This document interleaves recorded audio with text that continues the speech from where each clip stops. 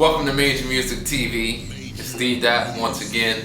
If this is your first time here, like if you're watching, for example, on YouTube, go ahead, hit the subscribe button right below here. And if you're watching this on Instagram, go ahead, hit me to follow as well. I post these both to IGTV as well as YouTube, sometimes on Facebook. But if you are looking for me on any one of those platforms, on Twitter, on Instagram, on Facebook, you can find me at d.majormusic.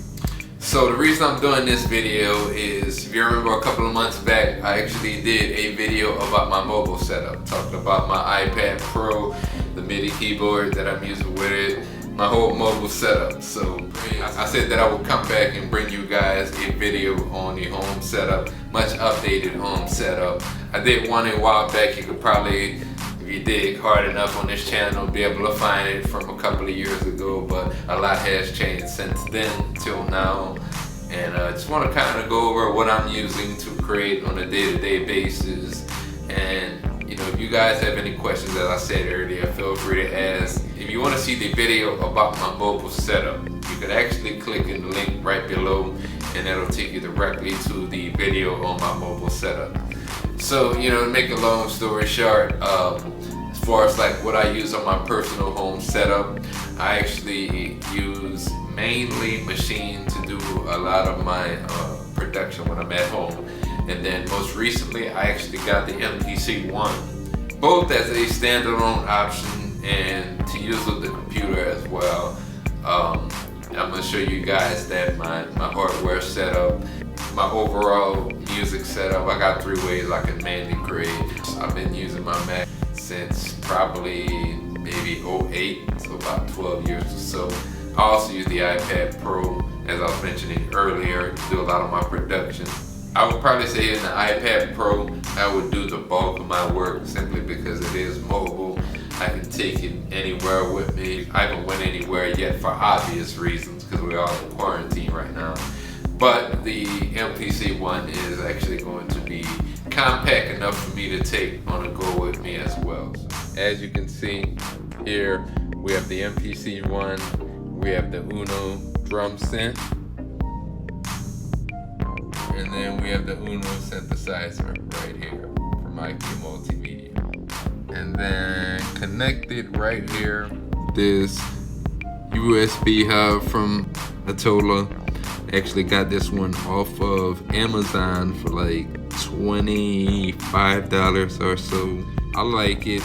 You know, I haven't had any issues. I also like the fact that I can actually turn on and off these different devices, and I can power it on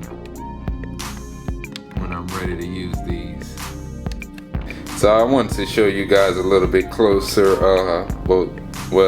the Uno synth and the Uno drum is going to be the same inputs and outputs on it. So as you can see on here, you have MIDI in, you have MIDI out, you have the micro USB.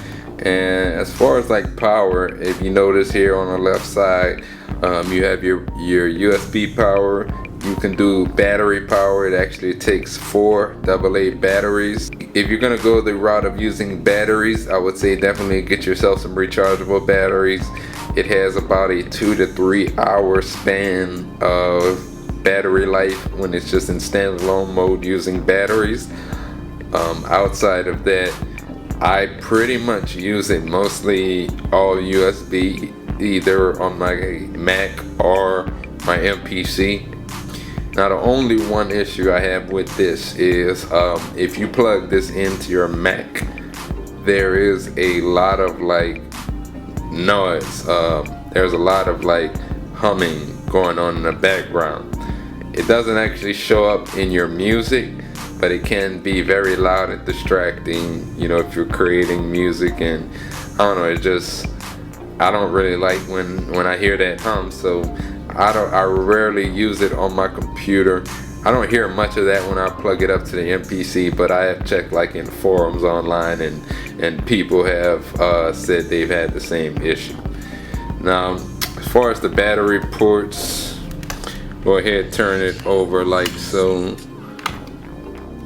And there's a spot for the 4 AA batteries. And as I said before, the Uno synth, now this is the drum synth I have here in my hand that I'm showing you guys, but the Uno synth as well, that one will have the same actual layout.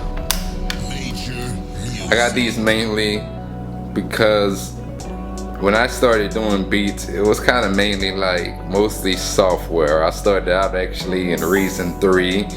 That was the first program I started using, probably around 05, 06 on a PC.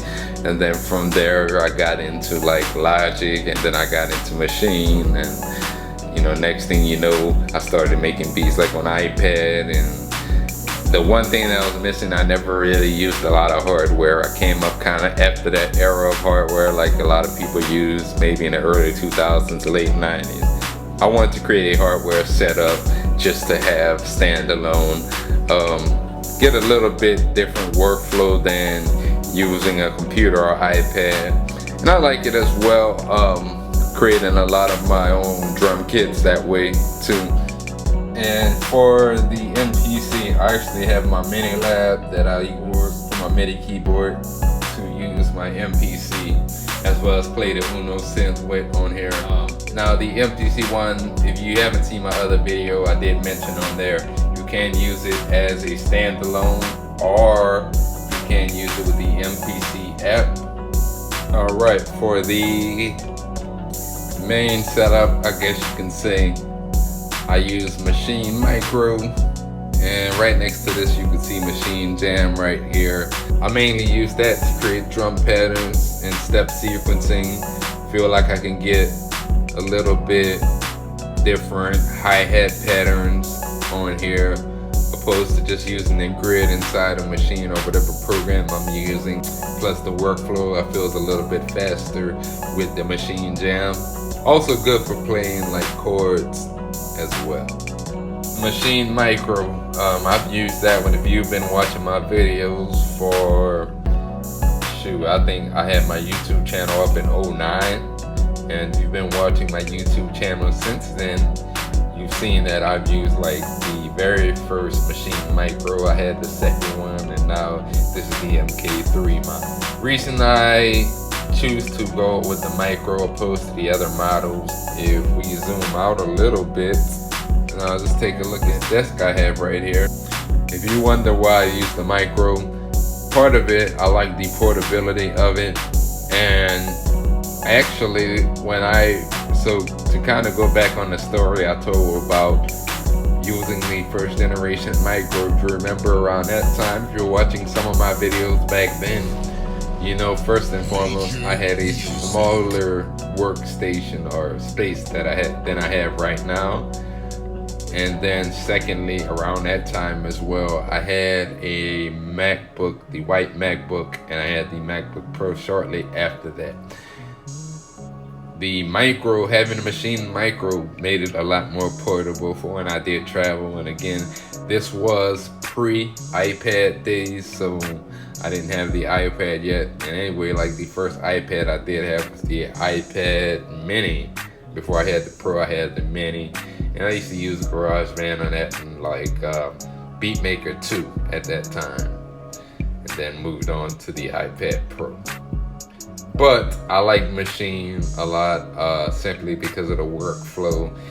I've been using it for about 10 years now, so I know it pretty well. And I have a lot invested in Maschine as well, like almost like a decade worth of expansions and just everything that I have set up with it. So that's gonna always, for the most part, probably be my main workstation. Alright, there you can see the Komplete Kontrol 849. I've been having this keyboard probably about a year and a half, 2 years or so, I believe. This I really switched over to at one time. I was using this right here, which is the Axiom 49, and this is old school right here. This is going all the way back to like my Reason days, back when I had also the PC. Some of you may have seen these in my old videos as well. But what happened was there was some keys that started going out on it. It still actually works, but there are some keys that are out on it right now. And rather than trying to fix it, I had been having this for a long time. Actually, I probably got this even before like 2010, so that kind of shows you there how long I've had it. And I just about a year and a half ago or so decided to replace it, but it served me well all of that time. Also, I like the fact that the integration of the Complete keyboard A49, it integrates much better with Complete, of course, and a lot of the native Instruments plugins and software. Even integrates really good with Logic. Like, I just plug and play. I didn't have to really set any parameters or anything like that. So it's a little bit more user friendly, and after a while, you know, as I said, I've been using the Axiom for quite some time. It was just a good time to switch MIDI keyboards and work with something new.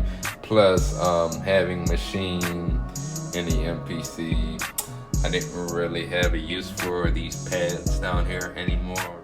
Here we have the Blue Spark SL. This is what I use to do my vocals on. I actually recorded the whole MPH album using this microphone. And I've been having this one too for probably about a year, maybe a little over a year or so. Before that, I was actually using this Blue Yeti right here. Still have it. And then of course the Samsung USB mic right next to it. I use the Blue sometimes still when I'm doing like voiceovers or any type of, you could even still use to record, but I feel like the Spark sounds better.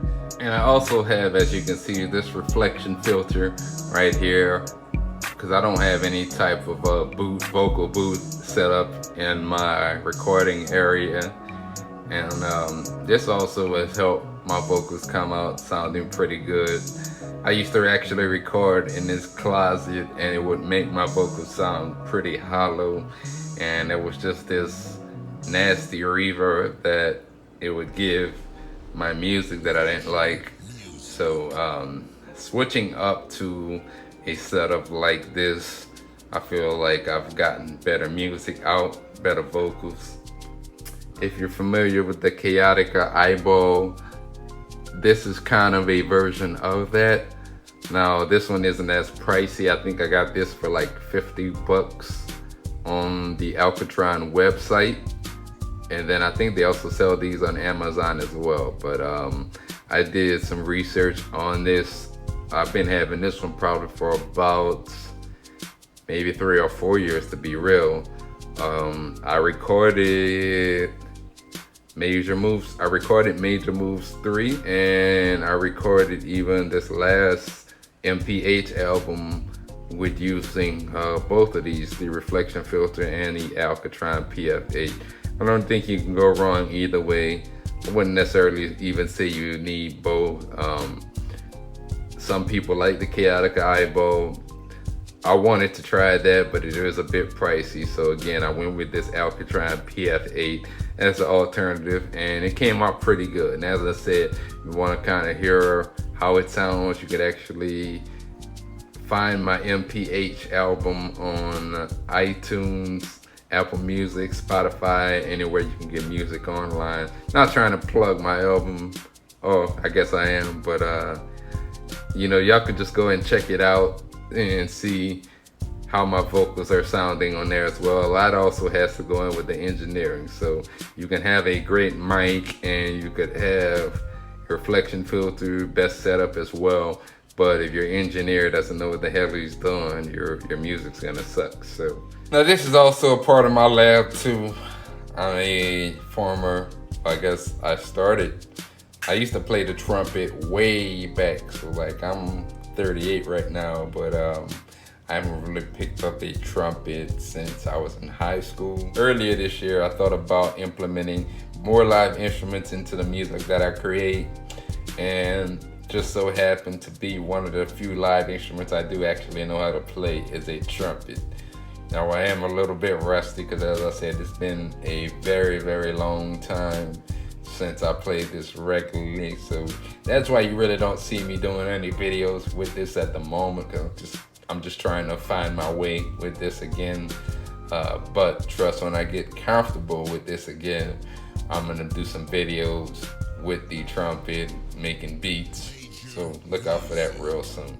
As far as the audio interface that I'm using right now, I'm using the PreSonus Studio 26C. The reason I went with this one is it also not only works just USB-A, but it also works with USB-C. And if you notice, like a lot of the MacBook Pros right now, MacBook Airs, even on the iMacs and the iPad Pro, they all have the USB-C input now. So I think, you know, at some point soon that may be a standard for us all. I like the fact that the Studio 26C not only plugs into my iPad, but it also plugs into my computer. And it's also future proof because I have a older iMac right now. It's a 2013. I'm probably going to upgrade my iMac at some point very soon this year, and most of the new computers, as I was saying earlier, will have the USB-C port on it. The iLoud Studio monitors from IK Multimedia, they've actually, when I got these, they actually had just announced the current models that they have out now. I like these still. These at the time ran me 300. I think they went for 300. If you remember on these older videos, I had the Rocket 5s before. Now they are a lot smaller, but they still give you just as good of a sound. Now another reason I like these iLouds is because they're Bluetooth. So if you want to use them like with your iPad, for example. And also, now I don't do this often because the way my setup is, I just plug directly into the 26C, as I was saying earlier, with the USB-C cable. But I've tried it a few times. Using Bluetooth, and they have very little latency, so it's not too bad. Now doing, I remember trying to make beats with other like portable speakers and Bluetooth speakers and things like that that wasn't really designed for music production. So I really wouldn't recommend not using, or I really wouldn't recommend, unless, you know, maybe something like this, using wireless speakers for music production. I would probably say if you're gonna get yourself a portable speaker, make sure it at least has an auxiliary port so you can plug directly into it, because a lot of the Bluetooth speakers are gonna have a ton of latency.